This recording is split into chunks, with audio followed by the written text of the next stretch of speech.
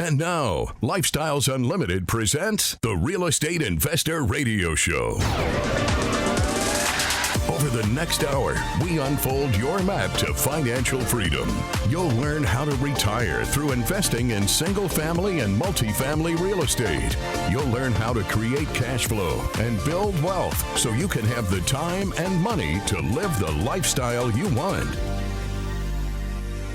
Welcome to the show. This is Andy Webb with Lifestyles Unlimited, and as always, we're working on your financial freedom. That's right, Andy Webb in today. I'm filling in for Al Gordon on Tell Al Thursday. He's off cruising around somewhere, living the lifestyle, and I'm excited to be filling in today. Today's guest and I, we share something in common.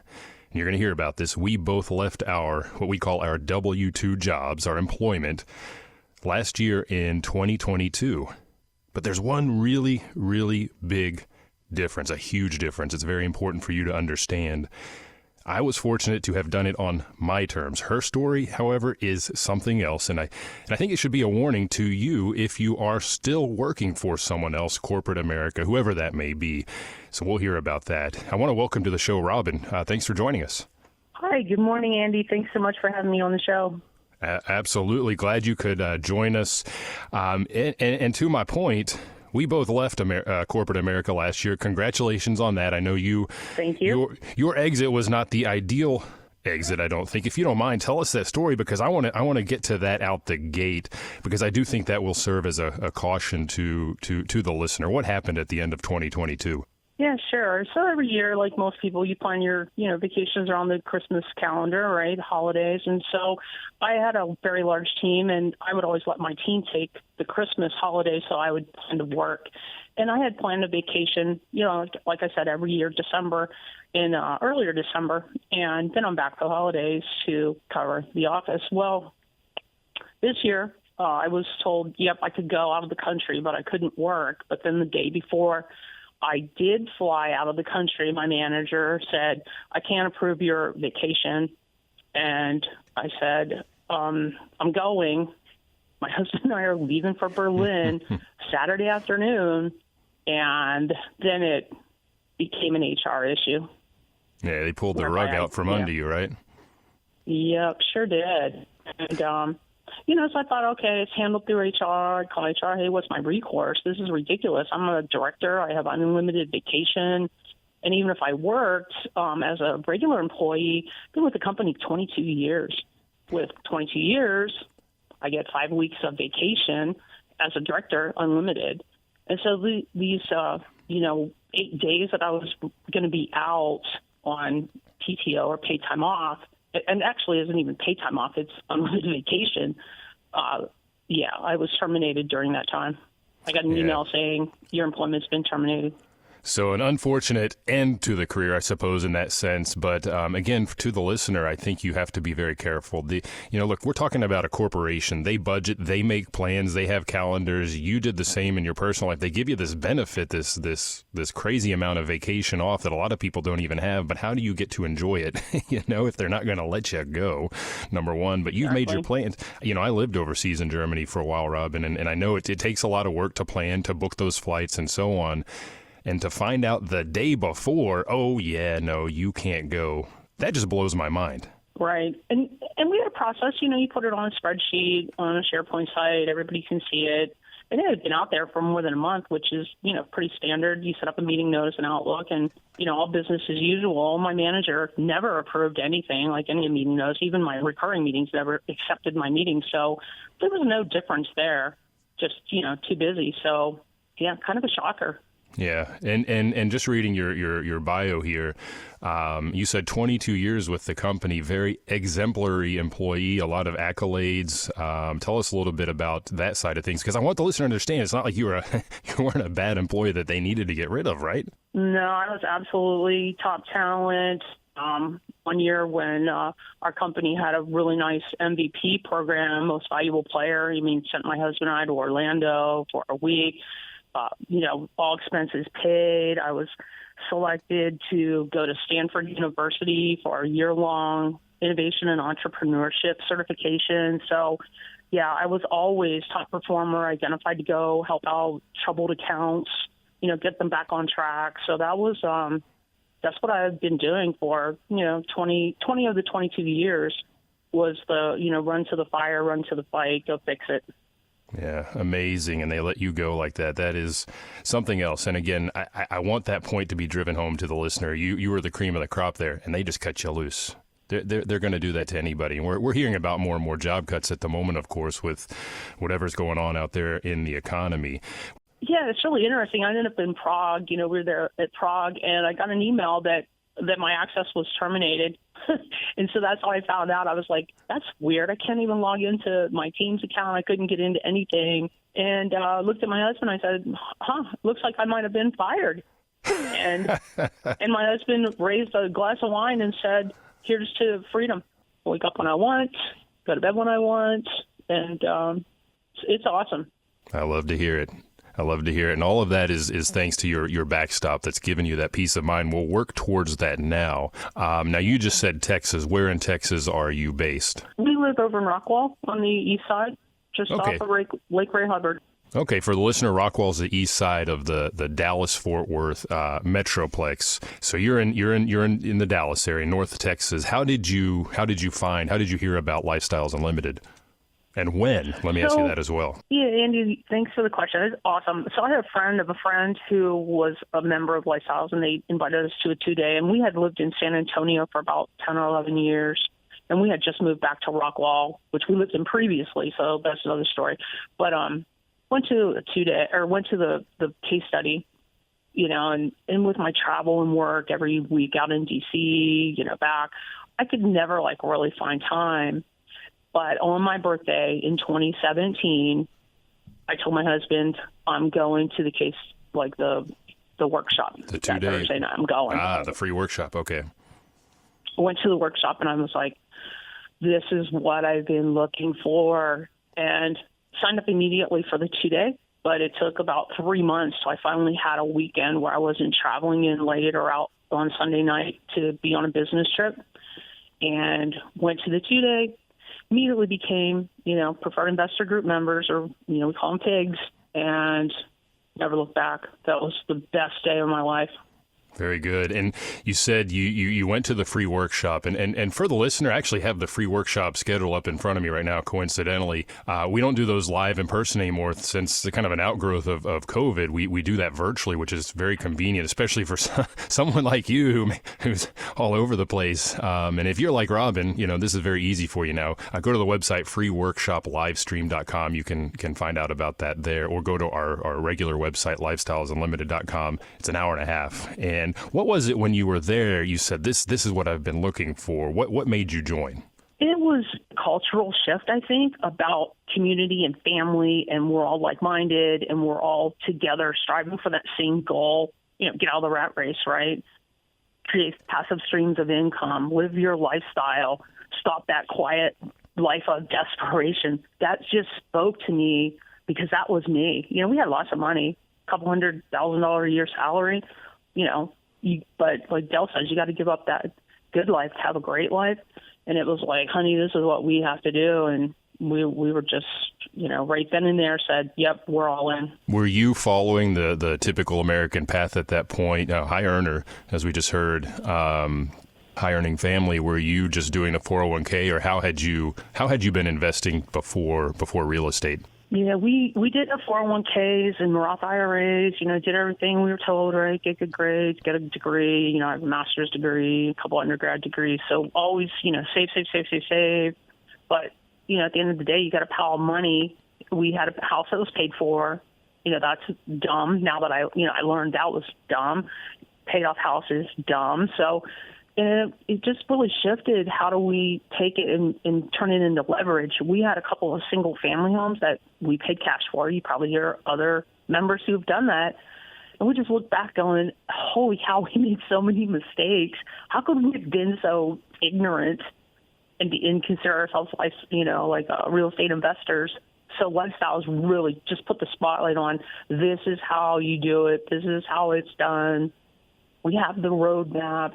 You follow it, you will be successful. Yeah, and I think we'll hear in the second part of the show just how successful you've been. I know from the bio you've gone the direction of passive apartment investing. We'll get to that. Now, you mentioned 2 single-family houses, and I hear that, Robin, I hear that all the time from members that have come to Lifestyles with a portfolio, small, large, doesn't matter, of houses that say the same thing. Hey, I've been doing something wrong, lots of things wrong. Al Gordon, actually, who hosts the show normally, he'll tell you about what he did with, I think it was some duplexes up in Kansas. He was doing it wrong prior to joining as well. And you come and you just learn how to manage that portfolio of houses, whatever it is you have, do it better. What did you do with those houses? Are you hanging on to those still? No. We sold those, took that money, put it in multifamily. After joining Lifestyles, it was like, yeah, this is not helping us.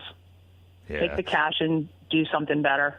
Well, you're sitting on a paid-for personal residence plus 2 paid-for single-family houses. That is a lot of debt, what we call dead equity, that is just not performing. You may sleep better at night. Hey, I don't have a mortgage to pay, but you can take that out either by doing, some people might say, I love my houses, I'm going to hang on to those, do a cash-out refi to get to that capital, or, as we just heard, you sold. Did you tap into the equity on that personal house as well?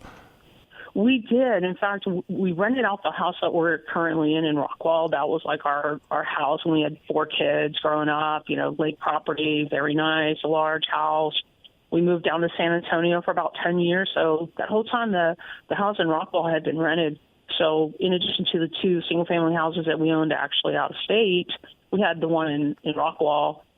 And, yes, we tapped into the equity. We sold the single families, flipped it all into passive investing in multifamily. Very good. Good Lifestyles. Very good. And that's where that backstop came from that I mentioned early on when we heard about your booting out of corporate America. So we're going to head into a break. For the second part of the program, I do want to get into that progression that you've had as an investor in apartments. So stick around.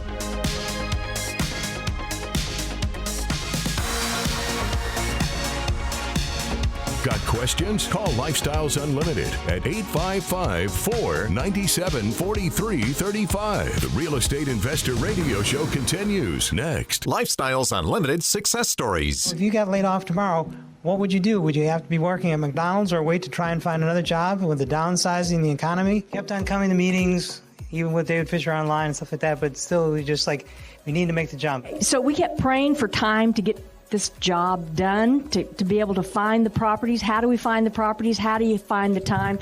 And God answered our prayers, and he got downsized from his corporate job. This house was a dog, and through the rehab, I think we turned it into a little pony. You bought the house for $73,000. Correct. And your appraised value actually is $144,000. You put in $45,000 worth of work, so that leaves you a net equity of $11,000 with a return on capital gain of 70%. The cash flow is $458 a month for a cash-on-cash return rate of 35%. In-person and online learning dates at lukstudy.com.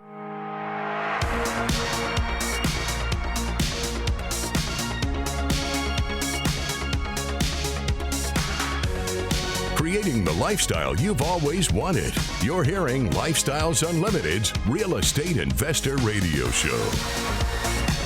Welcome back to the show. I'm your host today, Andy Webb, filling in for Al on Tell Al Thursday, and I'm joined by Robin. We just heard Robin is actually in my neck of the woods here in the Dallas-Fort Worth area.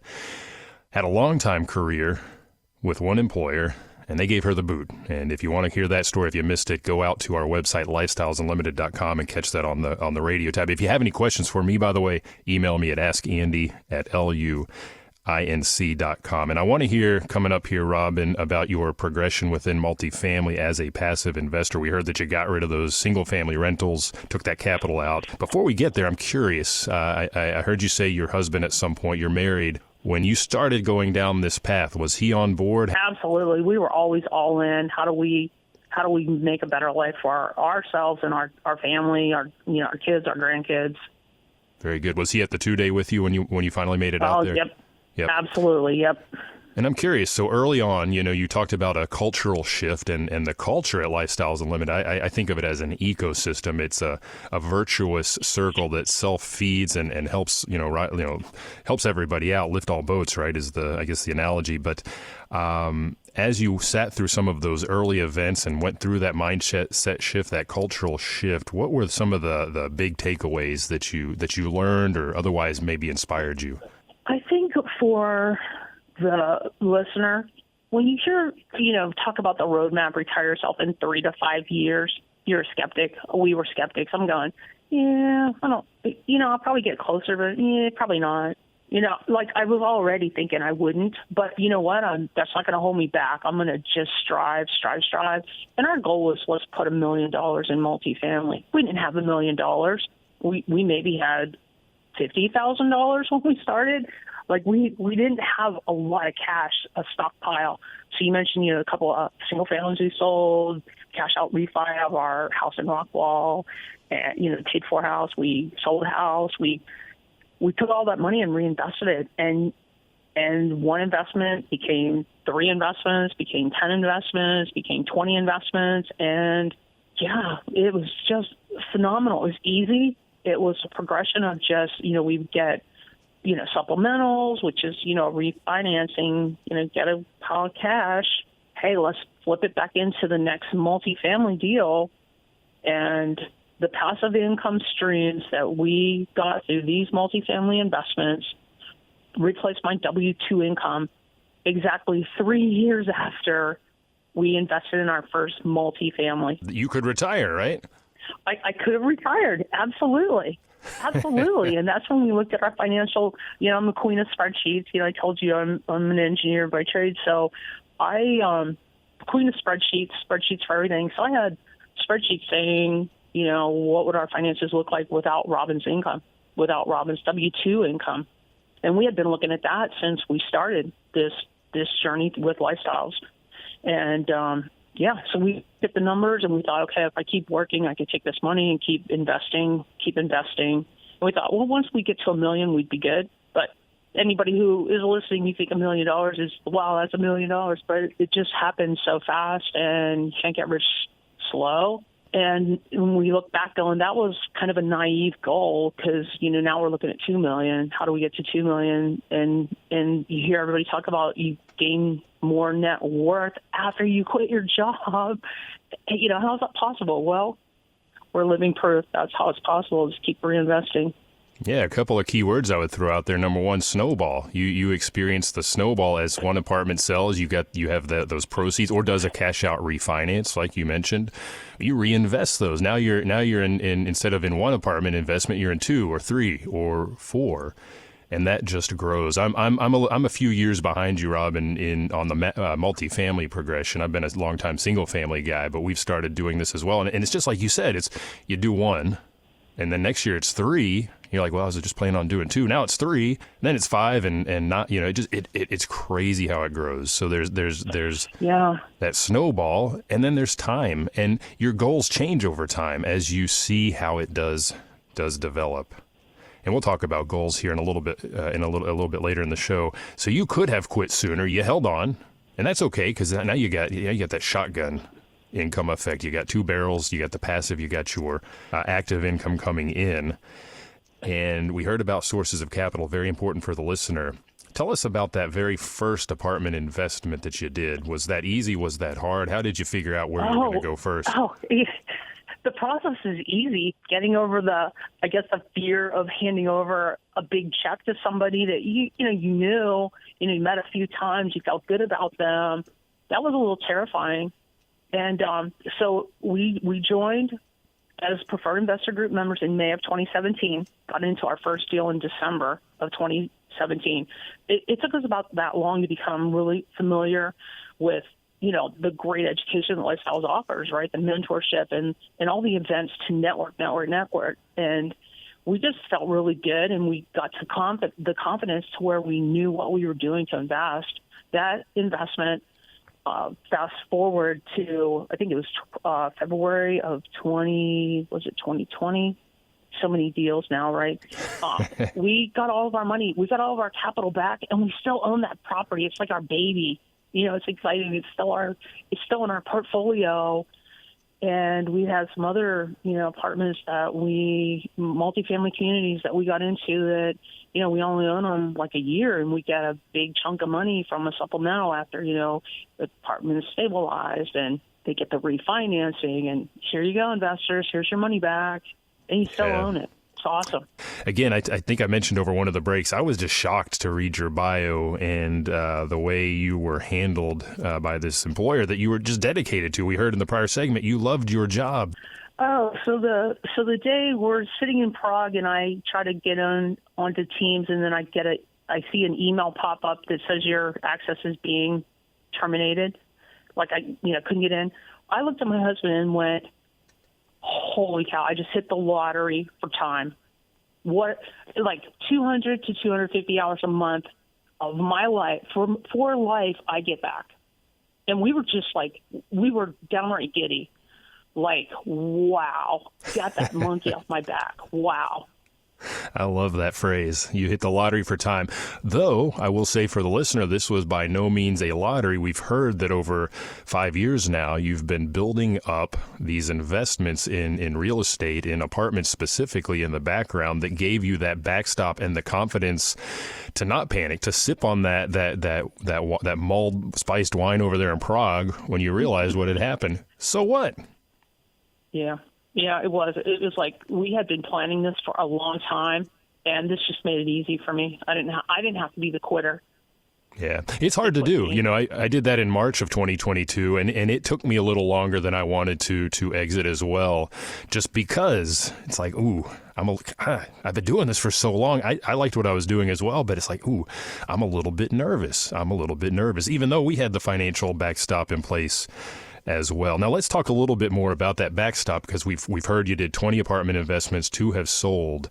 When you take those proceeds and go find that next investment, are you investing just in Texas? No, we look at the deal, we look at the leads, the syndicator, and we sometimes ask other Lifestyles members, hey, what do you think of so and so? How you're in that deal? How did it perform? What do you think of the communications?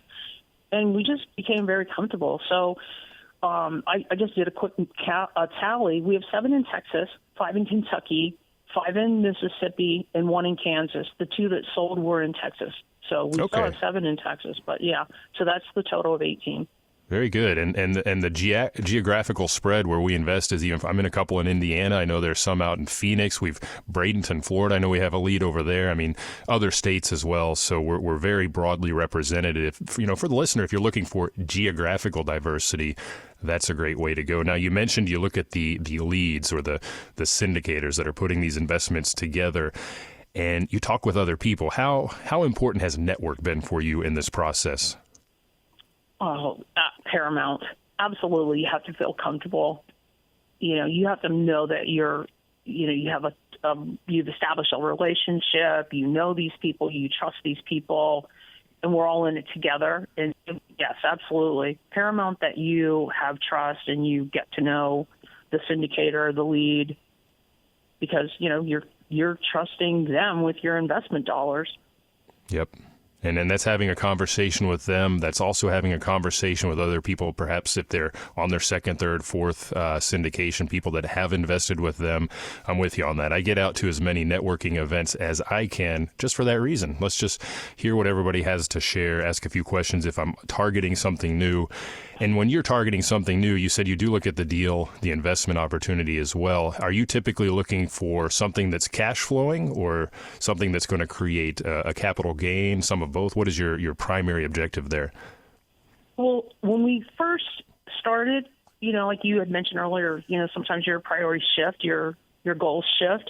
I think we just wanted to get in. We wanted some long-term, get some investments that would start growing some roots. And we just wanted those big cash outs down the road, so more of, like a heavy value play. But the yield plays were great too. So we did both. We never really needed the cash flow because we had already determined early on, we could live off of my income, no problem.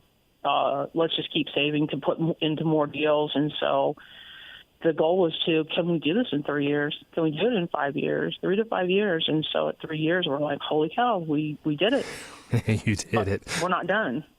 No, I don't think it stops. You know, I remember my single family mentor a decade ago, she described buying single family rental properties as like opening a one of those containers of potato chips, and you start with one and you can't stop. I have that addiction. I can't stop on the houses, and we keep buying those, but I'm experiencing that on the apartment side as well. And it sounds like you have too. Well, yeah, I mean, where else can you put your money and get phenomenal returns? You know, there aren't any. Nowhere else. You don't make money 5-6 ways like we do. And that's the thing too, is, you know, you've invested 2017 ongoing, you know, throughout the years. And it's important for the listener to understand these things take a little bit of time to season. If it's something that is not cash flowing today because we have to reposition it, it takes a little bit of time. So I think it's important to consider that time component as well and get into play now. Don't wait. Because that first apartment investment may take a year or two. It depends on what's going on with the investment itself. But to get to that refi or to get to that sale, but then you get those proceeds, and like you said, you reinvest and you keep growing. So I think it's good to have a couple going into the pipeline every year, every half year, something like that. And I'm curious, you mentioned earlier, we talked about network being important, but I recall you mentioned joining in going to the 2-day in mid 2017, but taking about a half a year to get into that first investment, and that along the way you were participating in the education. Tell us a little bit about the education side, what you were doing and how that helped you. Oh, the education is phenomenal, for one. Always, have people you can ask questions to, always get the answer. It just resonated with me how much I didn't know, how ignorant I really was. And I thought I'm pretty smart, I thought I'm at least average, right? But no, we had made so many mistakes. It was apparent that we needed to be armed with this kind of knowledge. So we knew going in exactly what what are the risks, what are the rewards. Yeah, absolutely top notch. We couldn't have done it without the education. Yeah, it's paramount. And it's interesting. I went through, we have what's called a passive investor certification. So if you're going to invest in apartments, this is something you can do. You learn a ton about reading financials, reading the memoranda that they use to market to you, meeting and working with, and how to talk to those lead investors, all kinds of things. And went through that years ago. And my wife and I sat down, and we actually just went through that again just in the past couple of weeks. I think it's very helpful to stay abreast of what's going on there. And I have to ask you, you're fairly new out of corporate America. We're talking, 6-7 weeks, something like that. How are you enjoying life so far? I'm loving it. I'm able to travel. Like, I'm at my dad's right now. He celebrated his 81st birthday yesterday. And, not having to be on conference calls or do reports, that I can't even tell you what that has done to my mental health. I sleep way better. It's just an epiphany, like, wow, why didn't I do this 2 years ago? Or looking back, why didn't I put more money in that first deal? But again, a progression, like you mentioned. Yeah, hindsight, same thing. I related to the listener on a recent show. Our first investment doubled our money. It sold in 18 months, 100% return. And same thing, I said to myself, or said to my wife, why didn't we put more in? We were nervous. Yeah. We were nervous too. But after that first year, we bought a lot of deals in 18 and 19. And, as the economy right now, we don't know the future, right? But, okay, maybe we don't sell now. Maybe we hold.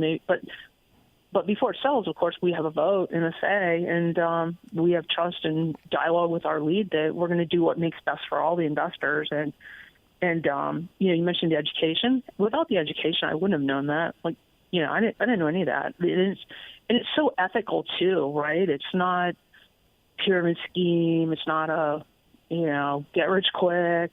It's none of that. It was a culture though, way different culture. It's a lot of like-minded people that are getting together, pooling funds, learning together, like we said, growing together, growing our wealth together. And I think maybe a final question as we head into the end of the show. You had a very bitter, in my view, maybe you don't view it this way, but when I read your bio, I was shocked. What I would perceive as a bitter experience with corporate America. What would you tell the listener right now, somebody that's not gone down this path yet? Don't think it can't happen to you.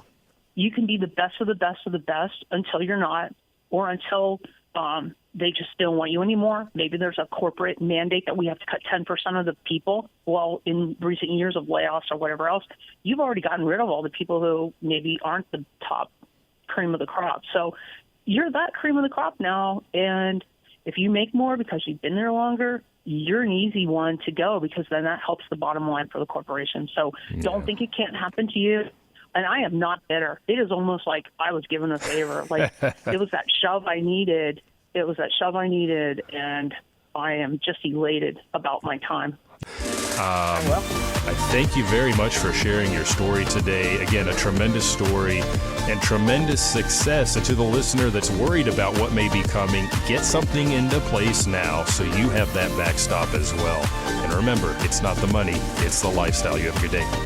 The information and opinions you hear on the Lifestyles Unlimited Real Estate Investor Radio Show are those of the hosts, guests, and callers. The Lifestyles Unlimited Real Estate Investor Radio Show is for entertainment purposes only. Please consult a professional regarding your personal investment needs. Nothing presented constitutes an endorsement, recommendation, offer, or solicitation to buy or sell any product or security.